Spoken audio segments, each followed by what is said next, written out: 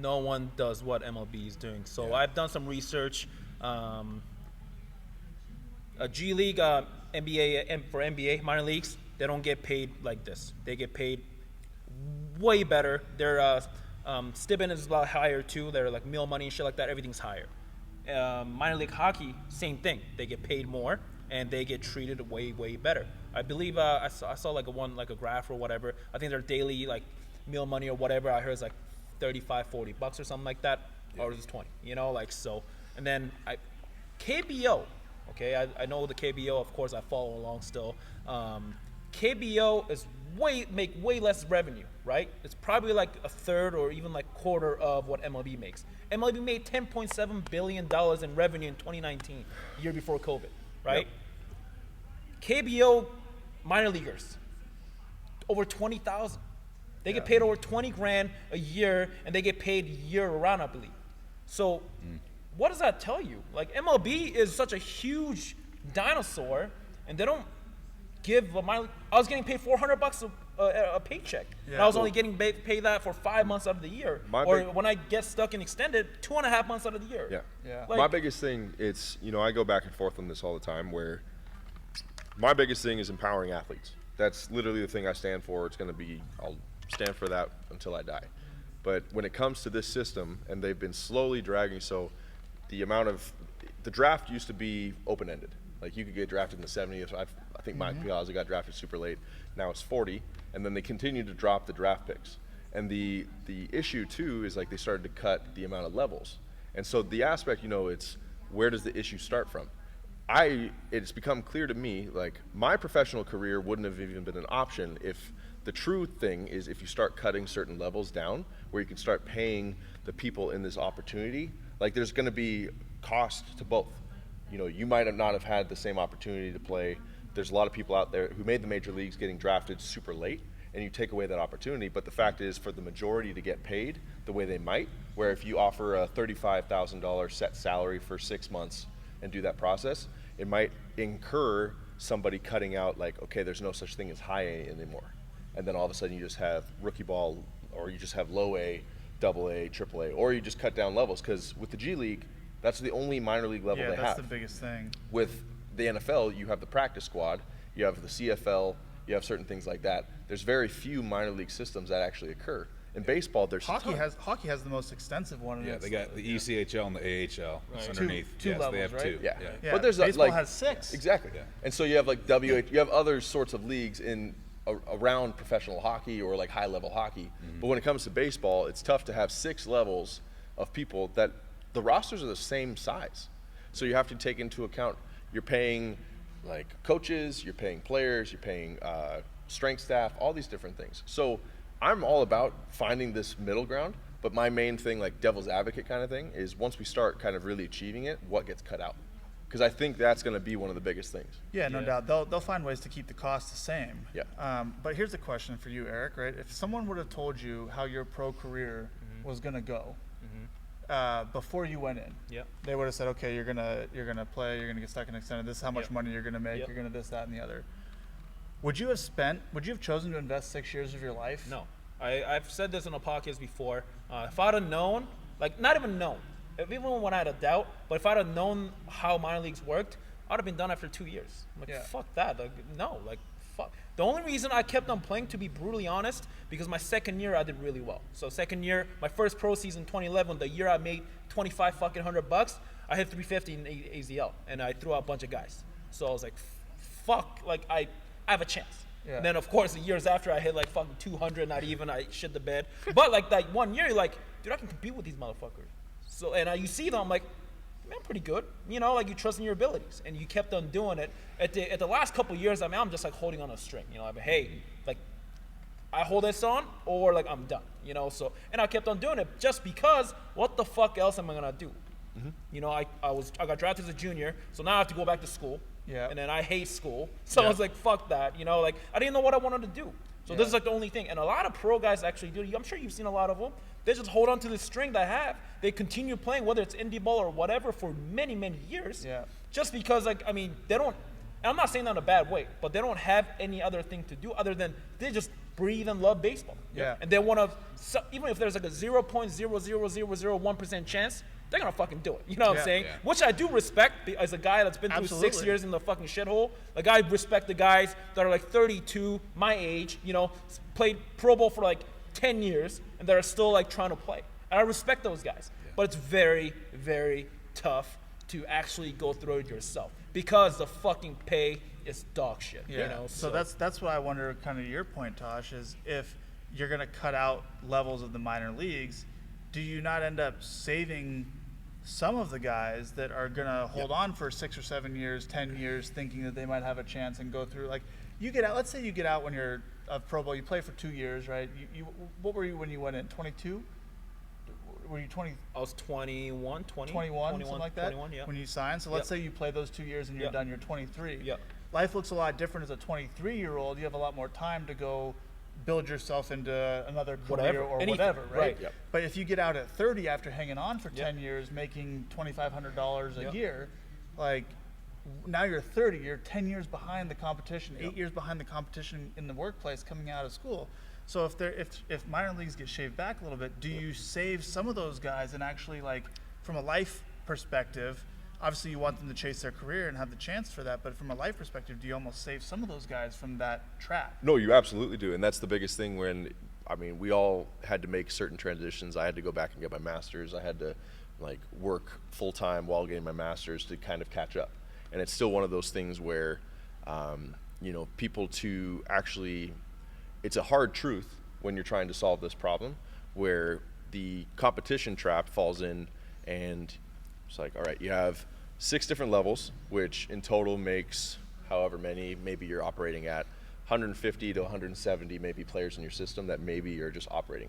It's a fairly large amount of people to be providing some sort of wage for in the way that they're going to. And it's very unregulated from level to level, organization to organization, things like that. Yeah. So in that capacity, it's to save not only the people that maybe will move on from baseball inevitably, or you have the opportunity to really double down on the athletes who have a higher opportunity and, like, they're meant for that end, or you have to really, you know, I want to invest in this guy. It almost forces people's hands into that. And that's where, you know, you talk about the level of competition between NFL players and college players. It's like when you're on the practice squad, you're a damn good player, and then you make it to the NFL, you're that much better. Mm-hmm. And so it's really the capacity. There's a lot of, you know, AZL teams that are not very good, and it's because they're filling slots, or there's like low A teams that are kind of crappy. So that's where you start facing this kind of push and pull, and maybe the opportunity isn't as out there, but then how else do you find a way to make the wages for the other guys? Yeah. So it's so a tough. Here's a question on that front, and one for you too, Eric. If you could, so there's 6 levels of minor leagues, right? So let's say you pay all the minor leaguers, let's say $30,000. Yep. But you have to cut out 2/3 of the minor league teams, right? So if you look at the percentages of the people that actually make the big leagues, it's like your top 5 round picks. Like it trails off. You know, there are some that make it in lower draft. They're very low percentage, right? So would you trade higher wages for the minor leaguers, knowing that you're going to, let's say, cut the number of minor leaguers down by 2/3, or would you keep it the way it is and keep wages the way it is? Before we go farther, I'm just gonna say this, and I do agree with what you guys are saying with like the balancing and all that. I still think as a business of baseball that generates over $10 billion, they can fucking afford to pay minor leaguers current system. I absolutely agree. I don't disagree with you. Yeah, I know you guys. Well, I'm just saying. Yeah. Like before we go farther, I just want to say that they can fucking do it right the fuck now, but they just refuse to do it, and there's no reason to be. That is my main point. Now, and to be clear, you guys all agree. I completely agree. And I know you guys do. Now, like when it comes to like choosing with either or, I do more agree with what you guys are saying. Cut it down and fucking like just treat the guys that are, which again makes it a little bit tougher. So guys like me wouldn't get drafted. Like I was 27th rounder, I wouldn't be drafted. You know, like, and the experience I had in pro ball were unbelievable, of course. Like I wouldn't trade that for a thing, even though I was broke as fuck. Yep. But like it's just like, I do agree with what you guys are saying. If I had to choose, then yes, get rid of whatever they're doing, like get rid of more teams or whatever, just so that it's a lot more compacted, just talent, instead of like having a huge population of like many different levels of talent, if that makes any sense. Yeah, so the people that are in are treated really well. Right, but it's still an exclusive club to get in. but it's like a special, like you guys, let's say there are 10 rounds now. Yeah. Let's say you fucking drop the rounds to 10 rounds. Like that will change the game dramatically, of course, for for many teams. But let's say you do 10 rounds, but everyone gets paid a shit ton of money, like a lot more than what they are. And more kids are gonna want that now because it's a higher prize now. Yeah. And no one's gonna just stop it just because it's harder to get. Sure. Even me, I knew it was gonna be literally like finding a needle in the fucking desert to be in the big leagues. I knew that for me, like as a 27th round nobody. Well, but I did it for 6 years just because like everyone has that dream of like making it happen. Everyone will do it. I think about it all the time, because if the system that I'm thinking of, or the way that I'm looking at it from now, my career's in business development, business management, all these different things. And the true way is, in reality, this is the way it will happen. There's not going to be a capacity where they throw out money that they have coming in That they don't have that to. they don't have to. Right. Yeah. So when it comes to that, you have to figure out what's the best way of doing it. And I'm in the same boat where the dream of my professional career would not have been as close of a reality as it was in the current system that we were talking about moving forward. Yeah. I was going to be a late round draft pick guy anyways, and it didn't happen. But in that capacity, all the people wouldn't even talk to me. Mm-hmm. They're sitting there like, oh, we might be able to give you a few bucks and like send you to a team, whatever. Mm-hmm. But it's one of the unfortunate truths of what we're facing with, is that there are difficult situations moving forward in that, where you're going to limit the opportunity for certain people. And it might be a good thing down the road. It might be a bad thing, but that's usually where I push back on that, because I've been thinking about how do we actually solve the problem. Because I very much doubt that there's ever going to be a time where they just send out money that they don't have to. Right. I think it's only going to be a good thing. If you make those adjustments, you drop it to 10 rounds. How many guys have signed contracts, MLB contracts, or even minor league contracts, based off just social media, posting their velo, posting their numbers on Rapsodo, whatever it could be. Because there's that aspect that you can learn more, or you could actually present yourself differently. Like the whole branding stuff would be key in that. I just think about the evolution of where sport has gone. We'll cater to that, based off of just social media itself. Yeah, no doubt. I agree with your point, Tosh, that they're not going to just hand out money if they don't have to. The other point to that is, even if they're forced, like let's say MLB as an entity said the minimum wage for a minor leaguer is $30,000 a year, right? Right. They're still going to find some way to get around, of course, paying more overall dollars. Yep. And that's kind of why I asked the question of like, do you limit the number of players? Because if they have let's say they have $100 that they're going to pay out to all their minor leaguers, just take just an easy number, right? If you have 100 minor leaguers and everyone's getting $1, if you say, okay, well, the minimum wage is now $10 for a minor leaguer, they're just going to say, okay, we'll have 10 minor leaguers, because they're going to pay the same amount and that's of money. what they're doing right now. That's what they're doing. They cut fucking 40 teams or whatever the fuck they.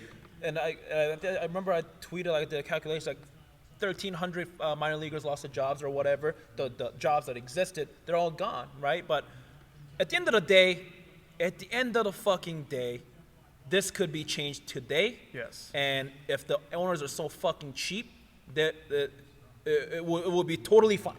It will totally be fine. They can pay the money. I know they have the money. Everyone knows they have the money. Sure. They just refuse to do it because on a business side, and I do get that. But you have to reframe. You have to convince the people that have the money to spend. You have to reframe it not as that they're going to be spending more money, but they are now investing to make more on the back end, right? Right. So if you invest $10 million a year in your minor league system, let's say extra, like what is the payout in the future? And that part is hard to measure because it's hard to know that there's no this guarantee. talent There's came no along guarantee. only because I Right. put this money out The first. best way that I generally think about this, there's only one, from a minor league understanding, whether you look at professional soccer, basketball, football, all these things. I've seen the name farm system used for baseball. And that's generally where, back in the day, that's how they would go through it. It was generally occupation of attrition, where you have a large amount of volume of certain people coming through, and you hope they pay out. And it's because they were able to get away with these lower wages because of the dream that was offered and things like that. So as things move forward and more, say, access and more visual, say you see it more often, it becomes a much harder thing for the MLB to address over and over and over again. And that's where, like, you see these minor wins where they're providing housing to their minor leaguers, and you see other things kind of like that, where it's going to be a long fight, and you have a lot of different parties that are pushing for that. Yeah. But there still comes a point where you're battling against a large volume of athletes and a small, in regards to like a pot of money that's allocated towards them. So when you have that pot that relatively, you know, it's possible it won't increase, even though, like you say, Eric, it very well could, Right. very easily could. That pot's going to remain the same. So with that being said, it's possible that you just have to cut the amount of volume that goes like at the pot. Until it's proven that putting more money in the pot is going to increase the return that you get. Yep. Like, if you can tell an owner, hey, if you invest $10 million here, you're going to get a 10% return on your money in value, then like, okay, I can see that as an investment. That makes sense to me. I'd love to have a 10% return on my money, right? So here's the $10 million, and now prove to me that you're going to give me 10%. It's the proof of the 10% that's the tough deal. Yeah. But I think as we get closer to being able to measure human physiology, being able to track sleep, like, hey, for 2 years, we're going to track our sleep on all of our minor leaguers. Then we're going to invest this money. We'll show you that we can improve the sleep metrics of the minor leaguers by That's a great point. 20%. Okay, we know that an increase in sleep benefits on-field performance in these ways. So look, we'll show the command ability or the decision-making ability or the recovery ability. We'll drop injury rates, whatever. If you can start proving some of these correlations, then you can start getting that money. And okay, I can see why we need to do this. I can see why we need to do that. I can see how it benefits the bottom line at the end of the year, the success of the big league team, the value of the franchise, whatever the case is. But without having some of that data, like, It's gonna be tough to convince them. For it's sure. tough to get the money to Now, come out one of the thing pocket. I do say is, like, a lot of these organizations and stuff like that, they spend a lot of money on branding and how they're viewed, right? And on how the social image, right?